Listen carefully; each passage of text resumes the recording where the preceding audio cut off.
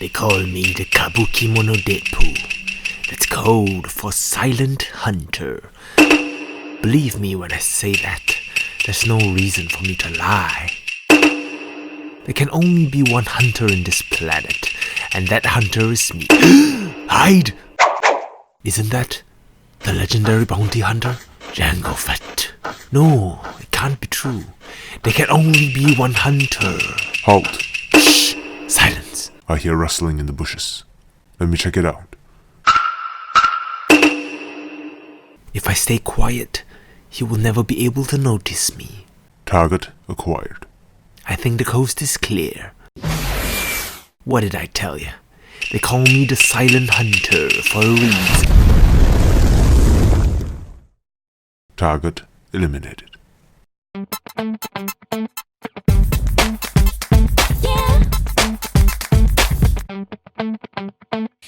Hello and welcome back to the KenOhwee Channel. Today I'll be talking about one of my favorite action figure lines which blends in the style of Japanese samurai eras with pop culture characters from Star Wars or Marvel. But for this episode, we'll be talking about the manga realization Jango Fett action figure.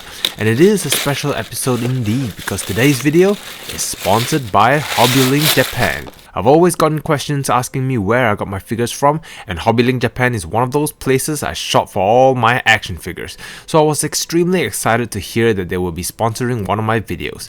Click the link in the description below to have a look at this figure, or even the website itself, and I think some of these manga realization figures might be on sale, so hurry and check it out before it's all gone. Once again, thank you very much HobbyLink Japan, and to you guys and girls for checking out the link below. And with that all said, let's take a closer look at this figure.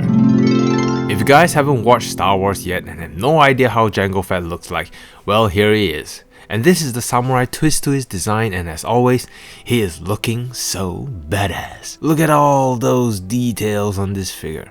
Taking an even closer look at his helmet, he even has a scope which can bring down and is pretty sturdy for now, but the length does concern me a little bit.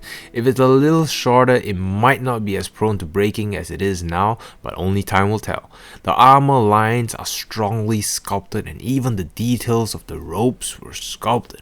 And they even went as far as to apply the texture of the leather on the gun pouches, which is just insane. And of course, the paint application. A little splash of bluish green, sometimes blended with the grey to create a gradient effect, which just adds another dimension to the boring grey look. And to make the armor look used and worn out, they added some black shading to certain areas to try and create that dirty look. Overall, in terms of presentation, this figure, as with all other manga realization figures, is a work of art. Moving towards his articulation, his head and neck is on the ball joint, but due to the bulk it doesn't move as much, but it is sufficient enough. Armpit on the ball joint so he can move around slightly, do the 360, move outwards that far. He can do the bicep swivel and also has elbow rotation, but they're both extremely tight to the point they let out squeaks when you try to rotate them, which hurts my ears and my heart. So apply some blow dry to loosen it up a bit or it may cause breakage. Bicep flex, wrist twist, and move up and down. He only has a ball jointed connection on the lower portion of his waist, which allows him to do the twist king, slight side to side movements. He can arch backwards that far and crunch forwards that far, which is a surprise.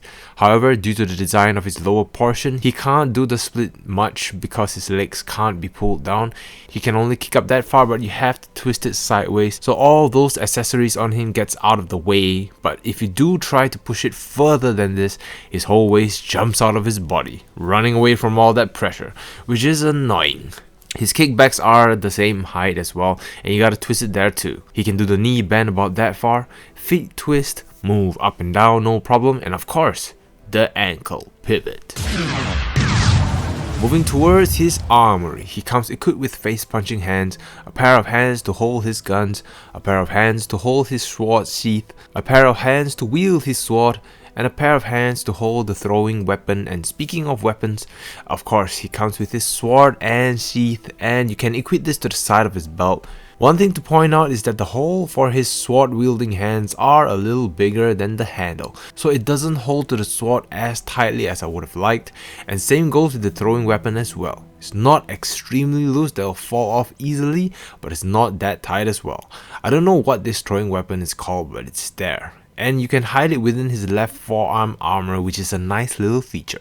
Of course, he comes with a pair of guns and they have the same level of detail and paint application as the figure, which is great. But my only concerns are these triggers which can go up and down, which serves no purpose other than it being a gimmick. But definitely not worth it, as it can easily go missing if you're not too careful. Especially when you're storing these guns on the pouches, as it interferes with them. So I might want to keep them someplace safe if I were you. And lastly, the finale for his accessories, the awesome looking jetpack. Yes, same color scheme and detail as the armor. These nozzles can be rotated a little bit and the rocket at the top can be disconnected, and although it's all great, it would have been perfect if they gave us some blast effects to be pegged to the back of this rocket, but that's probably asking for too much. You can equip this to the back of Jango Fett, and when you have all those weapons and accessories equipped on him, he looks ready for the hunt. And here is the manga realization Jango Fett action figure standing next to other action figures for scale comparison. So, in summary, as always from this line, a beautifully sculpted and painted figure and plenty of playable accessories, which is awesome. But they really need to be smart about some design decisions and possibly rethink about the articulation to truly make this line shine. But then again, they're the only ones making these kind of characters, so there will be no competition. And when there's no competition, there's no motivation to improve. So all I can do is hope they'll continually improve their articulation in future figures. That concludes today's episode, and I hope you enjoyed the video. If you did, please lend your support by hitting that like button and subscribe if you like more reviews in the future. What do you think of this line? Most creative action figure line or a dud?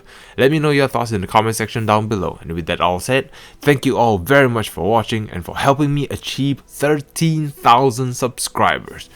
Damn people, you guys and girls are amazing. Thank you for continuously supporting this channel, and I'll do my best to continuously bring you all the best videos from the wonderful world of action figures. Thank you again, HobbyLink Japan, and don't forget to check them out. Take care, and I'll see you all in the next video.